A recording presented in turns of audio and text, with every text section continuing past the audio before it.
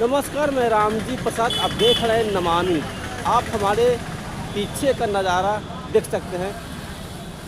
आज BT act अधिनियम निरस्त करने के आज आंदोलन का 37वां दिन है। पिछले 37 दिन से पूरे देश के तमाम बौद्ध भिक्षु और उपासक उपासिकाएं अपनी मांगों को लेकर धरने पे बैठे हुए हैं, लेकिन सरकार के कानून अभी तक जूर तक नहीं रहेंगी है। आइए कुछ बौद्ध भिक्षु और उपासक उपासिकाएं हमारे साथ बात करने की बहुत आइए। वंदे जी, आज आंदोलन का 37वां दिन है, क्या कुछ करना चाहिए? आज आंदोलन का 37वां दिन है और आज एक बहुत बड़ी प्रगति भी यहाँ है। आप देख रहे हैं आज भिक्षुओं की संख्या 10 गुना ज़्यादा हो गई है। तो बड़े पैमाने पर आज त्रिपुरा से भी बड़ी संख्या में अगरतला से भिक्षु आए हैं। उत्तर भारत में आगरा से एक भिक्षु संघ यहाँ पहुँचा है, जिसमें गुजरात, राजस्थान, मध्य प्रदेश, उत्तर प्रदेश, हरियाणा और दिल्ली के भिक्षु शामिल हैं। तो भिक्षुओं का इस प्रकार से निकलना, धरने पर बैठना, सैकड़ों की संख्या में आना, ये बता रहा है कि वह आंदोलन और तेज गति से आगे बढ़ रहा है। क्योंकि शुरू में लोगों को समझने में समय लगता है, आवाज़ वहाँ तक पहुँचने में समय लगता है, लेकिन आज दूर दूर तक आवाज़ पहुँची है। तो भिक्षु बड़े पैमाने पर निकले हैं और अब सिलसिला शुरू हुआ है। 5 अप्रैल को सम्राट अशोक जयंती के दिन मैं समझता हूँ पूरे भारत के भिक्षु बौद्ध गया में होंगे। तो ये भिक्षुओं के आने का जो सिलसिला शुरू हुआ है, यह निश्चित रूप से सरकार पर दबाव बनाने में सहायक होगा और सरकार इस विषय की गंभीरता को ठीक से समझ सके, ऐसा हमारा प्रयास है। बोले बंदी, कई राज्य से लोग आ रहे हैं, जा रहे हैं, कई संगठनों का समर्थन भी है, लेकिन 37 दिन से आपके लोग बैठे हुए हैं, लेकिन नहीं लगता कि सरकार आपके आंदोलन को हल्के में ले रही है आपके? देखिए, ये लड़ाई 135 वर्षों से चल रही है। अब इतनी लंबी समस्या को हम सोचें कि 37 दिन में ख़त्म मान लें, ये संभव नहीं है। हम तो पहले ही सोच के बैठे हैं। लड़ाई कितनी भी लंबी चले, हमारा उत्साह कमज़ोर नहीं होगा। और ये संख्या या दिन गिनने का काम अपना नहीं है। अपना तो लक्ष्य निश्चित है कि हमें तो बौद्ध गया को मुक्त करना है, बीटी एक्ट को ख़त्म करवाना है। चाहे दिन 37 लगे, चाहे दिन 370 लगे। यहाँ दिनों की बात नहीं, महीनों की बात नहीं, वर्षों की बात नहीं। जे अगली पीढ़ी आंदोलन लड़े, लेकिन किसी भी सूरत में हम कमज़ोर नहीं हैं। और पहले जो आंदोलन हुए, उनकी तुलना इस आंदोलन से नहीं की जा सकती। इस बार ये निर्णायक आंदोलन है। पहली बार इस आंदोलन को देश के भिक्षु लीड कर रहे हैं। उनके साथ आज जनता है।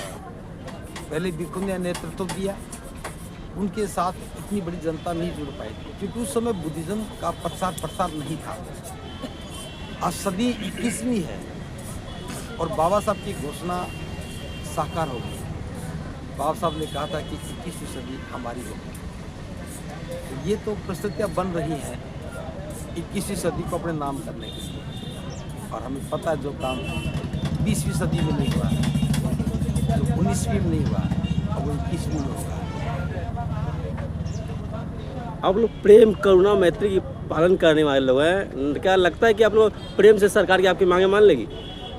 देखिए, अगर हम ये मान लें कि सरकार लाठी डंडों से मानेगी, तो संभव नहीं। सरकार के पास असीम ताकत होती है। लाठी डंडे से सरकार से नहीं लड़ा जा सकता।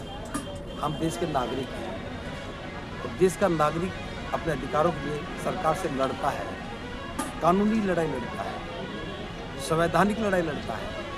अधिकार की लड़ाई कानून से जीती जाती है और कानून के लिए एक जन समर्थन चाहिए, उसके लिए आवाज़ बुलंद करनी चाहिए। तो सरकार से लड़ने का मतलब ये थोड़ी कि कुश्ती लड़नी है, और सरकार से लड़ने का मतलब ये भी नहीं कि डंडों से लड़ना है। सरकार के सामने जनमत होता है। सरकार वोट से चुनी जाती है और वोट में जनता का मत है। जब जनता का मत आवाज़ उठाने लग जाए तो सरकार कमज़ोर हो जाती है। हम किस लड़ाई को लड़ रहे हैं? अभी हम अपनी मांग उठा रहे हैं। जब ये मांग नहीं सुनी जाएगी तो फिर मत भी प्रभावित होगा, और जब मत प्रभावित होता है तो फिर सरकार नहीं रहती, फिर सरकार बदल जाती है। हम वो बात नहीं कर रहे हैं। हमें सरकार बदलने की बात नहीं करनी है, वो तो आखिरी बात है। महत्वपूर्ण बात है कि हर सरकार, एक लोकतांत्रिक सरकार से उम्मीद की जाती है वे जनता की आवाज़ को सुने। उससे उम्मीद की जाती है जो गैर संवैधानिक काम हो रहा है देश में, बाबा साहब का लिखा संविधान है, इसके बावजूद भी पुराना कानून बना हुआ है। 26 जनवरी 1950 को जो संविधान लागू हुआ, आर्टिकल 13 में लिखा था आज से पुराने सभी कार्य कानून निरस्त समझे जाते हैं। तो निरस्त हो गए तो एक क्यों बच गया? ये गैर संवैधानिक है। सरकार को समझ में आ रहा है, बस जनता को समझ में आना चाहिए था, और अब जनता समझ नहीं है। और जब जनता समझ जाएगी तो इस अपने हक के लिए खड़ी होगी, तब सरकार नहीं लड़ सकती। हम लड़ नहीं रहे हैं, हम अपनी आवाज़ को बुलंद कर रहे हैं। जब हम आवाज़ बुलंद करने की बात करते हैं, जब ये मुद्दा जनता का मुद्दा बन जाता है, तब सरकार को सोचना पड़ता है। आज भले सरकार ना सोच रही हो, लेकिन कल सोचेगी, ऐसा हमारा विश्वास है।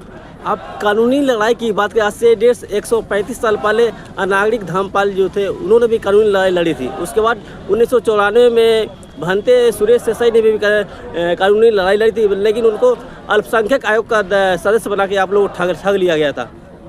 देखिए ये कहना ठीक नहीं है। मैं तो एक बात कहता हूँ, जब भी कोई आंदोलन चलता है उसमें दो ही पक्ष होते हैं, एक सफलता का, एक असफलता का। और सफलता के पीछे भी कोई एक व्यक्ति नहीं होता, और असफलता में भी कोई एक व्यक्ति नहीं होता। उस समय की परिस्थितियाँ कैसी हैं, जन समर्थन कैसा है, हालात कैसे हैं, वो सब प्रभावित करते हैं। और ये नागार्जुन सुरेश जी ने जो आंदोलन चलाया, आप सब देखिए उस समय बौद्ध कितने थे।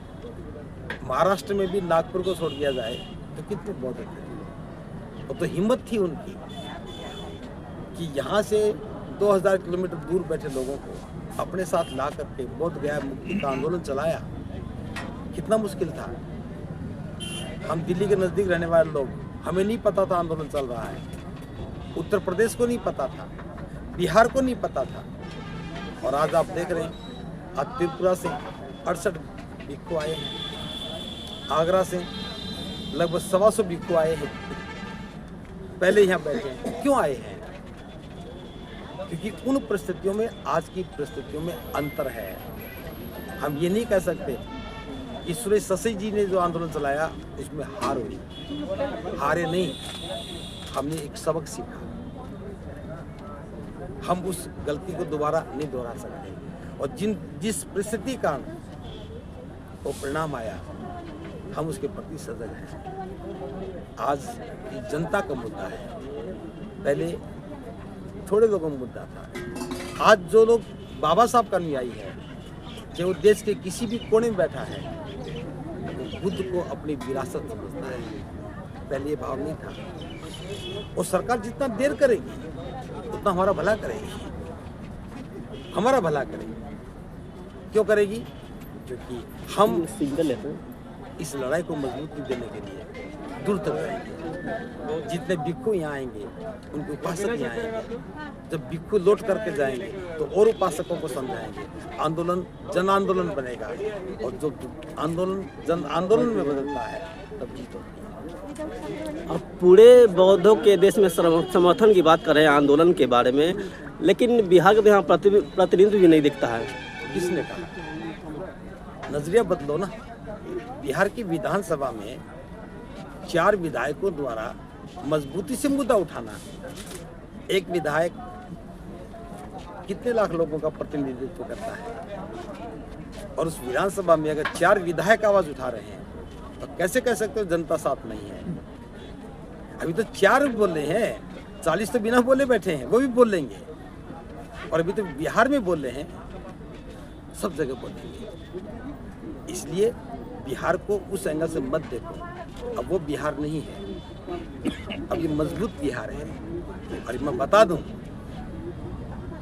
अभी तो हम महाबोधि महाविहार की बात कर रहे हैं, और जिस दिन पूरे बिहार की बात करने लगे तो सारा बिहार बोलेगा, क्योंकि ये बिहार नहीं है बेसिक, ये सारा ही बिहार है।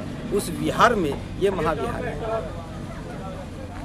इसलिए बिहार के लोगों को तो फक्र होना चाहिए कि आज उनका सीना गर्व से ऊंचा होगा, जिस बिहार में आकर के महाबोधि महाविहार को पूरी दुनिया के लोग नतमस्तक होते हैं। जिस दिन वो महाबोधि महाविहार मुक्त होगा, उस दिन मामला और आगे जाएगा। ठीक है, बहुत बहुत साथ